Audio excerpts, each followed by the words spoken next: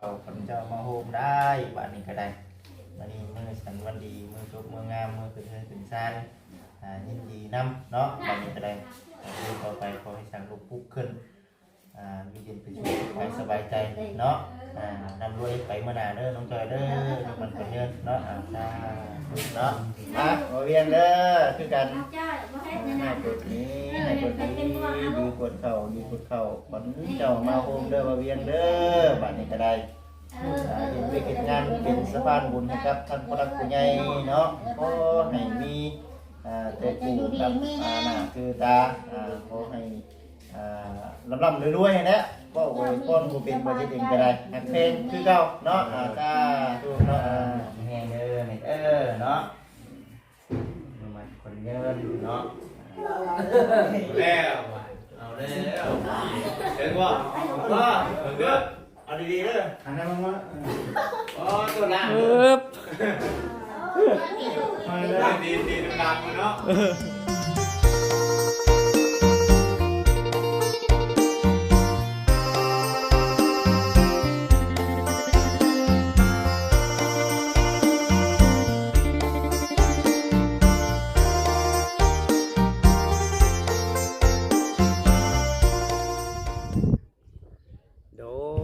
โดย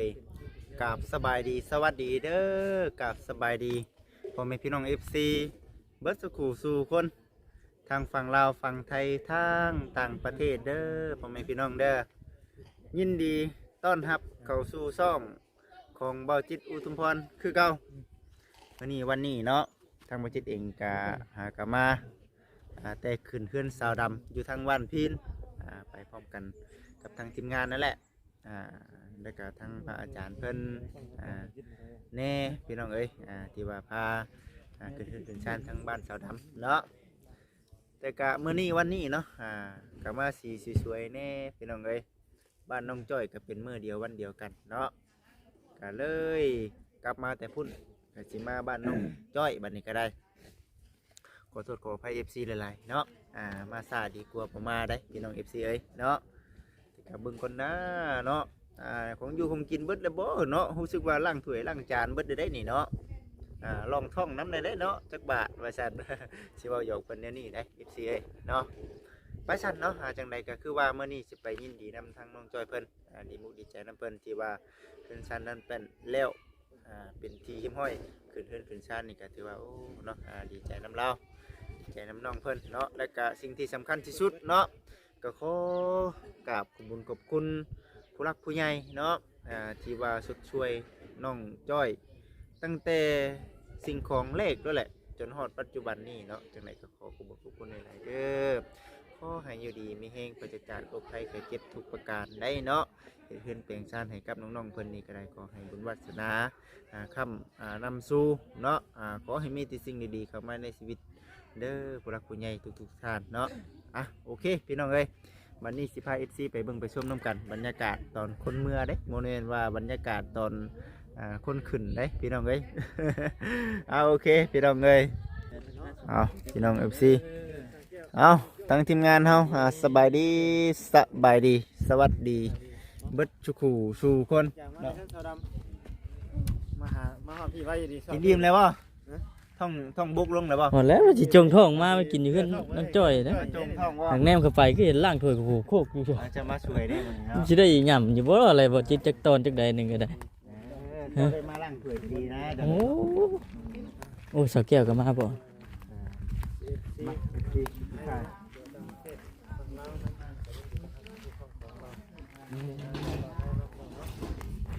มืดครึ้มพี่น้องเอ้ยฝนสิตกบ่เด้อจังไดเนาะสบายดีเด้อท่าเด้อสบายดี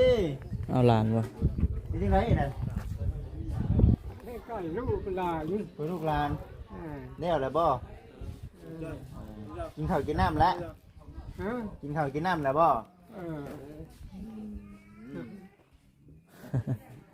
ไปแสนเนาะเดี๋ยวสิพา FC ไปเบิ่งไปชมน้ำกันเลยแม่นเบิ่งเลยสิได้ล่างถ้วยเท่าจุ่มถ้วยไว้ให้ล่างเลยเด้อโอ้ยค่อยไปล่าง ล้างถ้วยมาหน่อยดิ จงสวยไว้ให้ล่างแน่เนาะ เดี๋ยวล้างมาเลยเนาะ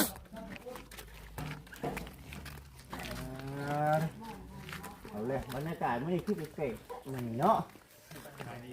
สบายดี สบายดี เฮ้ยว่าหาคนมาหลายคือบ่เห็นบ่เพียง เจ้ามาบ่ทัน แม่นใช่บ่ แม่ เห็นเลย มาบ่ทันครับ มาตัวต้นหมูเลยมีคนจะว่าแล้วเนาะ ใช่นี่ฮะ ไปดีนะไปดีบ้าง เอาอีกหน่อยก็มาบัดนี้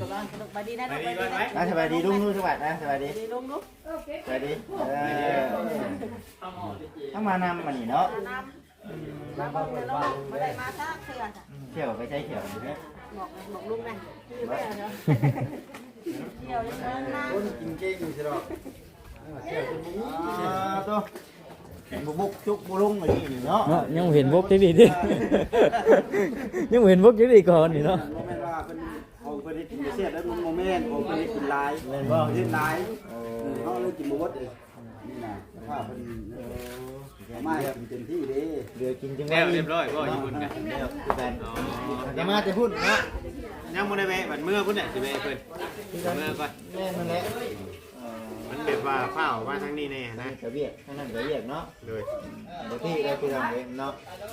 ผู้ที่ว่ารับงานถือว่าอุ้ยป้าบ่ได้แล้วเนาะ มาเบิ่งให้ มาเบิ่งได้บ่ต้องทำงานพูดหลายบ่มื้อเช้านี่บ่เบี้ยหลายอยู่แล้วหลายบ่ เห็นเบิดเห็นเนาะนี่ก็เต็ม เป็นบ่ดิ เลย วันนี้ นางเสมอร่างกายนะบัด ว่าวัน เร็วเดี๋ยวได้ พูดบ่ได้แล้ว แล้วบ่ได้บ่ เร็วเดี๋ยวได้เจ้าอาญาติท่านตอนชีวิตมุ่งเว้ากันบ่ อ๋อแล้วมาแต่เพิ่นนั่นนี่เลยครับเพิ่นมีเวียกไปทางอื่นเนี่ยกับพอดีเที่ยวนี่แหละเพิ่นมีทางไปแน่นะ พูดกันมาแล้ว มาแล้ว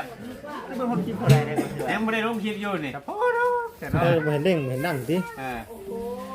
เห็นว่ามาแต่เพิ่นก็หลายคนผู้รับผู้ใหญ่เพิ่นก็นั่นน่ะก็เลยไปเลยนะ เนาะแต่เนาะคือว่าเรื่องทัวร์บ่แล้วบัดนี้เนาะ นี่ มีแต่ถูกน้องไม้มาเฮ็ดช่วยบ่ แม่นเพิ่นเอาลูกชายเพิ่นเมื่อฝากไว้พุทธ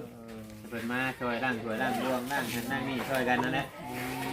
น้ำเปิดน้ำลงสิแล้วเนาะเนี่ย เบิ่งแล้วบัดนี้เนาะเบิ่งแล้วบัดนี้เนาะ ว่าแล้วแหละ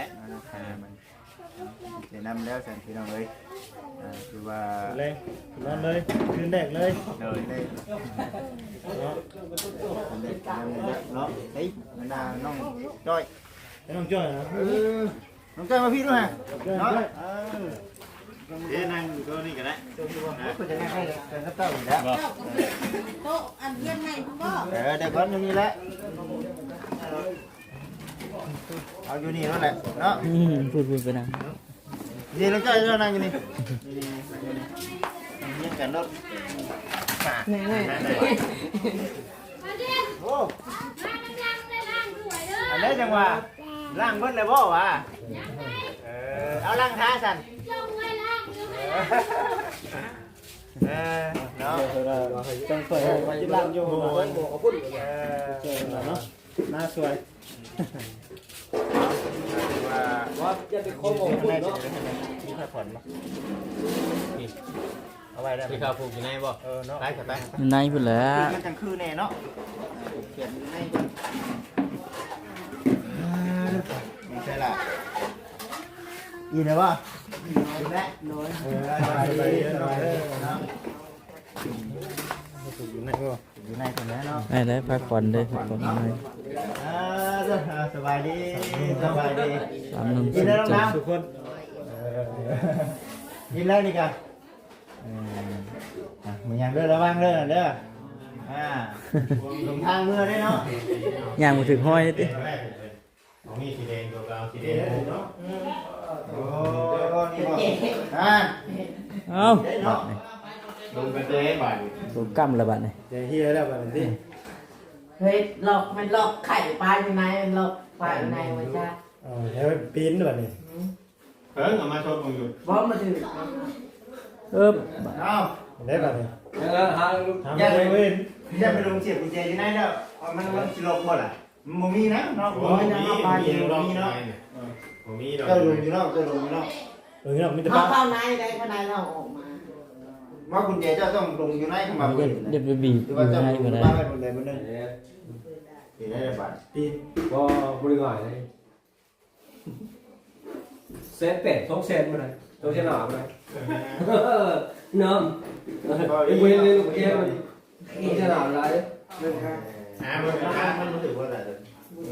ตะเกียบ กระเจนตู้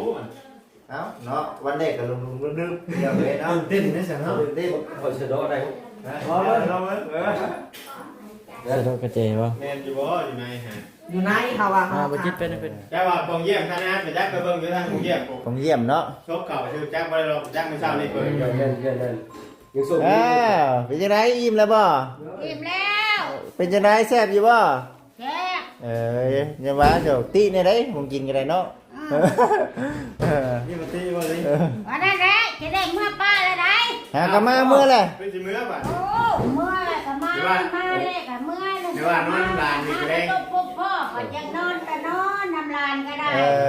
มือเวียกก็มันเร็วเวียกเร็วการเร็วกันจังเมื่อจะก่อน เลยใส่กันพุทตูมันบ่ มันเดือด มาเดือดผู้นี้ มาเดือดไปเลย โอ้คนอยากเนื้อนะถามเมื่อผมอะไรคนนี้ มีรถบ่รถใหญ่บ่ โอ้ตัวรอบบ่าย ไปชุดยางไง มันเมื่อมันเวลาบ่อนเวลาก็ยังอยู่บนปะทาพุ่น แล้วสิเวพุ่นแม่พี่ มีหลาย ยา ทาง ว เลย เป็นยาวเลยคนนี้ ง่ายเลยแล้ว ไปมาเลยทุกอย่าง ยังเป็นผู้ชายให้ยังผู้นี้มาซั่น ไม่ต้อง ไปสร้างบุญมาส่งก็ได้ มาเด้อมาเด้อ สั่งบุญมาส่ง นี่ ยางชุดยางนี่ อืม ยางชุดยางเลย เฮ้ย ชุดยางชุดยางไม่ส่ง อยู่หันเด้อ เห็นเนาะเราจะ ปีน อยู่หันแล้ว ขี้มือนะ ได้จะไม่ต้องบ่ อย่าลอก ก่อนเลยก็ลอก อย่าลอกอย่าลอกอย่าลอกสามอย่าลอกนี่ได้ว่าไผ่บุกเขียนอยู่นอกมีอยู่บ่ล่ะบ่บินก็ได้บ่บินก็ได้ได้จังหวะกัน เบิ่งไงก่อน ใจเต้นลงมันดูมันได้หลายกว่า นั่งลงนี่แหละ นั่งลงนี่แหละบ่ปีนก็ยาบ่ปีนก็ยา ดื้อของเมียเอาคลิปเบิ่งกันได้ เป็นที่ไหน ลงที่ล่ะเนาะ แม่ลงนะ ลงบนไว้ บาท อย่าลอกบ่ปีนก็ยาเบิ่ง ใส่ ใส่ แขน แกเอาได้แกนน่ะก็ได้ เบิดได้บ่ไปแขนอยู่น้อง เมื่อแล้วเขาเป็นลูก แต่อยู่ในเม็ดติ หลอกแกผู้เห็นบอก เนาะเพราะว่าได้จังเอาหามันแนวมากายบ่ต้องมั่งพอมั่งมันได้น่ะเออมั่งแล้วหาแนวมากายมันมีช่องว่างอยู่ขึ้นได้อยู่ กาดเอากาดมาเนี่ย ใครเดี๋ยวท่านใส่กันขโมยเนาะกันขโมย ที่ ก็ ได้ดานนี่เรียบร้อยเนาะ เฮงเนาะ ทะลุถึงเวลาของเลย กุญแจไว้ข้างในนี่เนาะจังหวะสั่นเลย อยู่ไหนนะเอาข้าวเอาบอก กุญแจก็ต้องวางไว้ลองไปแล้วเนาะ บ่จะเอาไปก่อนนอน เสียบนี่แล้วเนาะ มันเป็นอะไรบ่ โอ้ยได้เบิ้ลเอาไปได้เบิ้ล หาแนวง้อยกับสิ เป็นงอยเอา นี่แนวงอย ไม่ได้ติ่ง นั่งบ้านก็ได้ มาเลย ตัวยังก็ได้เนาะ มาขึ้นมาชิลงคุณได้บ่าย โดดลงเสือเลยแล้วเราโดดเสือ ระวังเอา ที่ขึ้นมาเตียงมันให้เตียงขึ้นยังไงก็ได้ อะไรก็ได้ เอามาเนี่ยมอยดีมาเนี่ยมอยแล้วเอาแล้วเห็นว่าว่าเด้อเอาดีๆเด้อ หันหน้ามา อ๋อตัวล่าง ปึ๊บ ดีดำๆเนาะได้แต่งยาวเนาะโอเคว่านะ ได้แยกให้เสียงเบิ้ล ยาวดี ว้าวนิ่งมาก เอ้าเห็นไหมเห็นมาต้องมาใส่บ้าป่ะ เรียบร้อย เล่นมากเล่นมาก เอาเลยบ่เลย เล่นบอกได้หมดเลยเนาะ เดี๋ยวไปกันไปกันตรงกันจะได้กับสลัดมื้อนี้ตรงกันอยู่ตรงกันบ่ตรงกัน เรื่องนะ เอ้ยโอ้ย โอ้ย น้อยเนาะตรงกันได้ บอกคือแบบนี้ ยังจงไว้อยู่นี่เนาะ โอ้ยบ้าก็ได้ดิ ป้าก็ได้แล้วเนาะ เนี่ย อยู่ อ๋อแต่ว่าเอาไผ่เกี่ยวมาได้ไหมก่อนสิกินก็ได้เนาะ สบายดีเด้อ เอาเฉพาะคนเล่นบอก แล้วเราหลังน้ำพักก่อนฮะ มาแล้วมา ตรงมา แค่นี้ก่อน เฮ้ยมาทำไม นี่แห้งเนาะ มาแล้วมา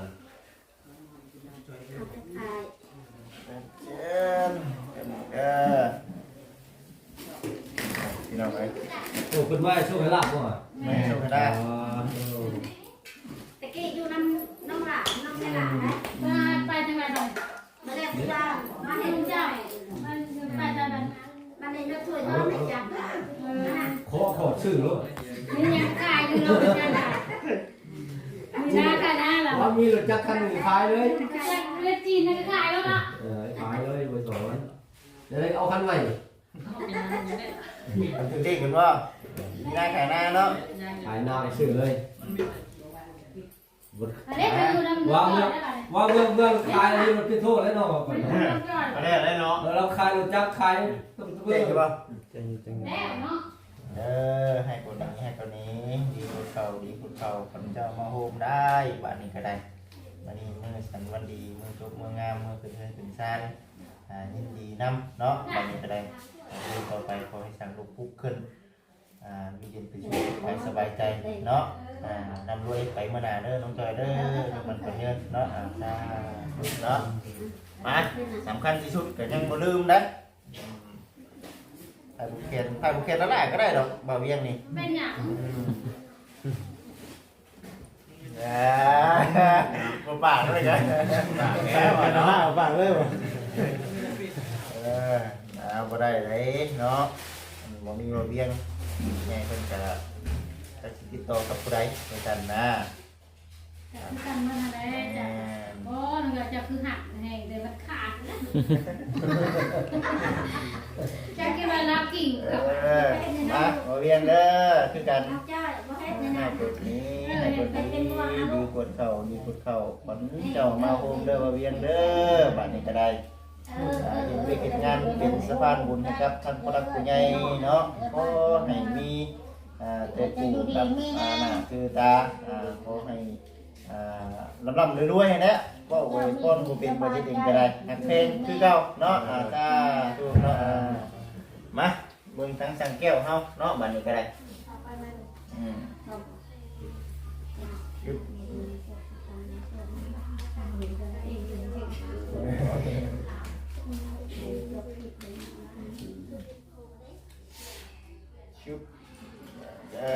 ปลูกให้บาติหนักๆเลยน้องจอยเลยว่าเมื่อหน่อยเมื่อพอเดือนมันละมื้อ บ่เห็นได้ดิ ถูกกันบ่ได้ดิ เดี๋ยวมาน้ำมันนี่แห้ง ใส่แบบนี้เนาะ สบายใจ เอามาดีเลยให้มาดีเด้อ เนาะสิ่งดี ดีมีแห้งเนาะ มาในชีวิตเด้อบัดนี้ก็ได้อนุมันเป็นเงินลูกไปเก็บจะมาใครจะมาเปลี่ยนได้เนาะเบิ่งแย่งลูกเบิ่งแย่งหลานตลอดปีตลอดไปเนาะลูกเนาะตั้งแม่เนาะ ได้ของ5บ่พอ เนาะ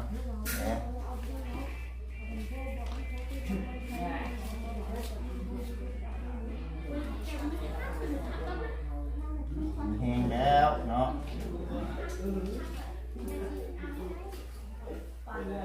เจน้ำมันนี่ก็ได้เนาะสำเร็จเป็นที่ยิ้มห้อยมาทางแม่เป็นเนาะ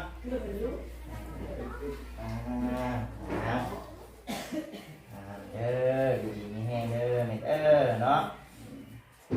มันคนเงินเนาะมันนี่ก็มือเป็นมันงานลงต้อยก็คือว่าแหละเนาะหาดูตามใส่ให้เพิ่มขอให้ดีมีแห้งบึ้ดก็ทำได้ดีมีแห้งนั่นแหละเนาะระวังใจ ไงแต่วันนี้เราบ่ได้จ่ายเราจะน้องว่าให้ตีง่าย เรา ตี ที่ เรา เรา ได้ ใหญ่เนาะเอาคือสี่ประมาณนั้นแหละดีใจน้ำน้องจ้อยเนาะดีใจน้ำน้องจ้อยมาเวียนกันต้องสำเร็จไปแล้วงานหนึ่งเนาะเดี๋ยวไปคนแรกบัตรนี่กันเชิญส่งหลังเฮาคนแรกบัตรนี่เนาะแต่ยามใดแล้ว แก้ผูกแขน บอกมา น้องเจอถูกก่อนจังเจ้าภาพให้ก่อนเลยเดี๋ยวเนาะน้องเจอมันถูกให้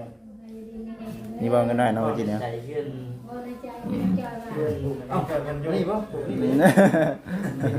บินนะ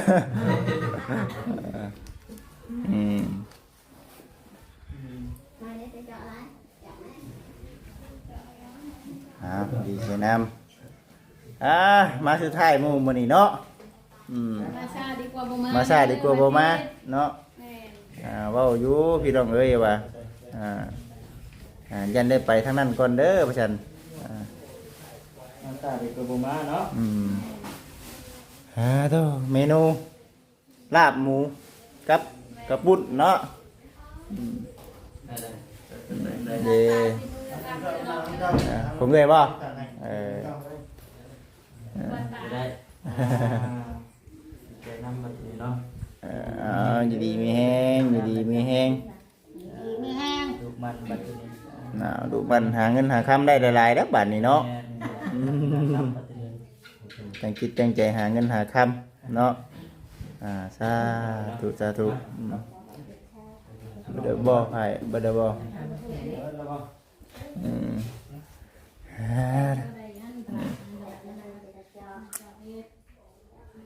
คนหักคนหลายที่มื้อเช้านี่ติหลายอยู่บ่เนี่ยครูเพิ่นก็ขึ้นมาเนาะหันนะเนาะเอาครูกระพุกซะเนาะเอาน้องเก็บของ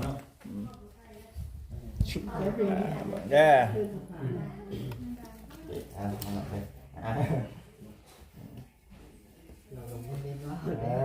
เจ้ามาพี่ก็ได้แล้ววะเฮ้ยควันก็มาแล้ววะ ขอบคุณเจ้น้องเวลาเนาะ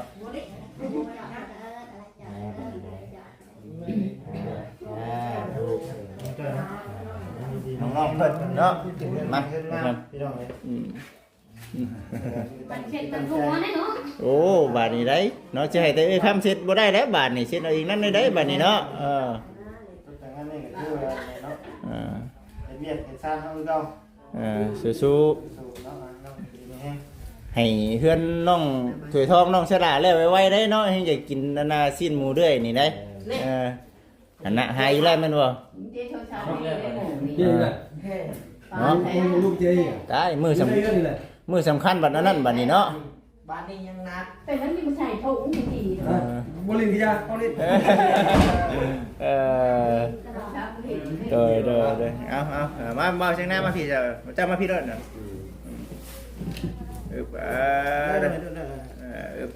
เป็นคนอยู่ในใจเราต้องเป็น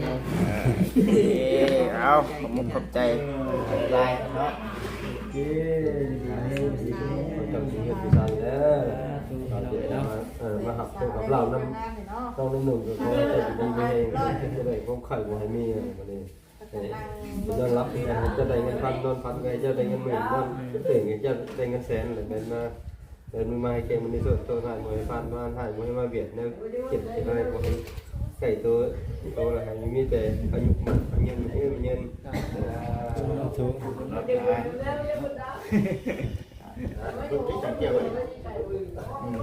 เอาจะได้มาให้ผู้รักผู้ใหญ่เพิ่นผูกแขนให้แน่เนาะอยู่ดีมีแห้งมาเห็นกันหลายมือเนาะว่าโชคกับลาบน้ำนองน้ำหนุ่มก็คอยอยู่ดีมีแห้งในความคิดจะได้ของไข่บ่ให้มีมารับตายในพันให้ได้เงินหมื่นนอกตึงให้เงินแสนเงินมาว่าอะไรเงินมีส่วนถึงว่าอยากให้เดินตลาดก็ให้เอาอยู่บริษัทกุลาบน้องจะได้แห้งวันนี้มันเยอะดูอยู่เนาะแม่แม่รู้ไหมไหนรอพี่น้องมีแต่คนแรกบันนี้ก็ได้สบายดีเนาะมาน้ำดังถามอยู่มาฉันถวยมีนะจงไว้ให้ล่างในเด้อมาฉันถูกเนาะเดี๋ยวเพิ่นจะบอกว่าได้กินนั่นแหละกินนะมากินได้แล้วบ่กินได้เลยได้เดี๋ยวเฮานี่ได้เนาะจบก่อนผูกแขนกันก่อนเอาโอเคสัน FC ทุกท่านนี่ถ่ายไปได้บ่เดี๋ยวมาผูกแขนไปได้ยังไงเนาะๆยังมาเจ้าไม่นาน ไม่มามึงมาอันนี้บ่เนาะ เล็กมากครับเอารถตัวเล็กจะบาดที่ไหนเราผู้ใดอยากลินนั่นหัวลินยังเนาะลินเด้อ คันถึกเด็กนี่เฮ็ดหยังเด้ให้น้องเสือทองเนาะเทเนาะสิเทให้เด้อสิเทพื้นให้เด้อเขาว่าถึกลายเด้เนาะถึกลายเด้เขาถึกหน่อยบ่เฮ็ดให้เด้เนาะ คนที่ร้านต้องซื้อหลายเลยรถ เจ้าอันใดอันสังเกตมันเที่ยวเป็นชื่อลายเป็นเราบ่ได้ถือชื่อน้อย ชื่อน้อยๆเองดิ แต่ว่ามันเราเห็นคนถึงเลขร้านมันเด็ดอันเบิ่งยางปัญญาโอ้ โอ้มันม้วนแล้วเนาะแบบม้วนยางกับแบบมันม้วนดี คือสินี่แหละเรื่องเลยนะแป๊บนึงเนาะ โอ้ยซึ้งไปเลยนะ สิโอเคพี่น้องเอ้ยเนาะก็สิได้ขอตัวจบคลิปก่อนเนาะมื้อนี้วันนี้ก็โอ้ดีมุกดีใจนำถือว่ามาผูกแขนนะครับน้องเพิ่นเนาะสบายดีอิ่มแล้วบ่ ทีมแล้ว สิเมื่อแล้วโอ้ยเนาะเนาะครับก่อน โอเคครับเลยเว้าดีบ่ใช่นี่เว้าดีดินี่ แม่น โอ้ยเนาะโอเคสบายดีสบายดีเนาะเอาโอเคเด้อผมเป็นพี่น้อง FC ทุกท่านขอให้อยู่ดีมีแห้งอายุมันคนยืนสุขกายสบายใจเนาะสำคัญที่สุดก็ขอให้ผู้รักผู้ใหญ่นี่แหละอยู่ดีมีแห้งอายุมันคนยืนเนาะเว้าแล้วเว้าอีกพี่น้องเอ้ยคันเพิ่นบ่สดช่วยก็บ่มีก็บ่เห็นคือดังที่ FC เห็นแบบนี้เนาะนะพี่น้องเอ้ย